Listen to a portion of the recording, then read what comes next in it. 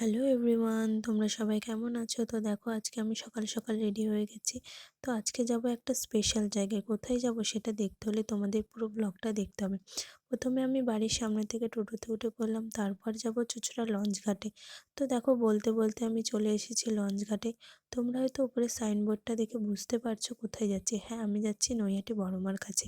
এই প্রথমবার আমি যাচ্ছি মায়ের কাছে পুজো দিতে। এর আগেও নৈহাটিতে গেছি, কিন্তু মাকে পুজো দিতে পারিনি। তো তারপর টিকিট কেটে নিয়েছি, তারপর লঞ্চের দিকে যাচ্ছিলাম। তো তোমাদের একবার বাইরের ওয়েদারটা দেখে, তখন প্রায় 11টা বাজে, তাও চারিদিকে এত কুয়াশা আর টিপটিপ করে বৃষ্টি পড়ছিল। তো তারপর আমি লঞ্চে উঠে পড়লাম। লঞ্চটা কিন্তু সেদিন অনেক ভিড় ছিল। একটু ফটোও তুলে নিলাম, কারণ ফটো তো তুলতেই হবে। কি জানো কি, আমার বাড়ি থেকে নৈহাটি যেতে 30 মিনিট সময় লাগে। অনেকে বলে বাড়ির এত কাছে মন্দির, তাও আমরা সময় পাই না মায়ের কাছে যেতে। আমার মনে হয় মা যেদিন নিজের কাছে ডাকবে সেদিনে আমাদের যেতে হবে। তো দেখো, তার জন্য আজকে এত বৃষ্টির মধ্যে আমরা পৌঁছে গেছিলাম মাকে দর্শন করতে। তো তারপরে লঞ্চ থেকে নেমে আমরা মন্দিরের দিকে যাচ্ছিলাম। কিন্তু নৈহাটিতে যে এত ভিড় হয় আমি কিন্তু কালী পুজো ছাড়া দেখিনি। মন্দির থেকে প্রায় 2 কিলোমিটার রাস্তা ছিল লাইন। যতই হাঁটছি ততই লাইন, লাইন কিন্তু শেষই হচ্ছিল না।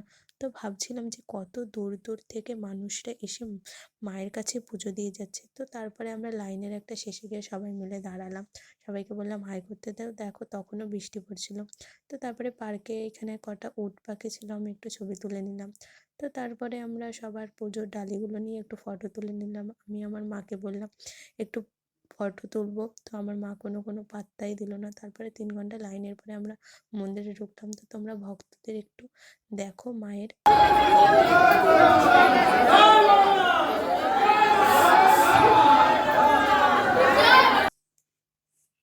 তো তারপরে ভেতরে ঢুকে আমি অল্পই ভিডিও করতে পেরেছি, কারণ ভেতরে সবাই বারণ করছিল ফটো ভিডিও তুলতে। আমার পুজো দেওয়া কমপ্লিট হয়ে গেছে, তারপরে আমি বাইরে গিয়ে একটু ছবি তুলে নিয়েছি। তো দেখো, ধর্ম হোক যার যার, বড় মা সবার, জয় বড় মা। তো তারপরে প্রায় 3টে বাজে, তখনও মানুষের কত ভিড়। তারপরে আমি এই দোকানটা থেকে মায়ের ফটোগুলো দেখছিলাম। তো এর মধ্যে আমার একটা ফটো খুব পছন্দ হয়েছিল, তো আমি সেটা নিয়ে নিয়েছিলাম।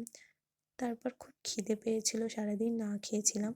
তো তারপরে একটু কচুরি খেয়ে নিলাম, সঙ্গে একটু আলু কাবলিও নিয়ে নিয়েছিলাম। আলু কাবলি খেতে কিন্তু আমার বেশ ভালো লাগে। তো এরপর লঞ্চে উঠে পড়লাম। দেখো, বিকেলের ওয়েদারটা কিন্তু খুব সুন্দর লাগছিল। তো এবার কি, বাড়ি ফেরার পথে আবার টোটোতে উঠে পড়লাম। তো টোটো থেকে নেমে পুরো বাড়ির সামনে। তো আমি সবাইকে বলছিলাম একটু বাই করে দিতে। তো আজকের দিনটা কিন্তু খুব ভালোই কাটলো আমার। তো জয় বড় মা, তোমাদের যদি ভালো লেগে থাকে তো একটা লাইক করে দিলো। Tata, by.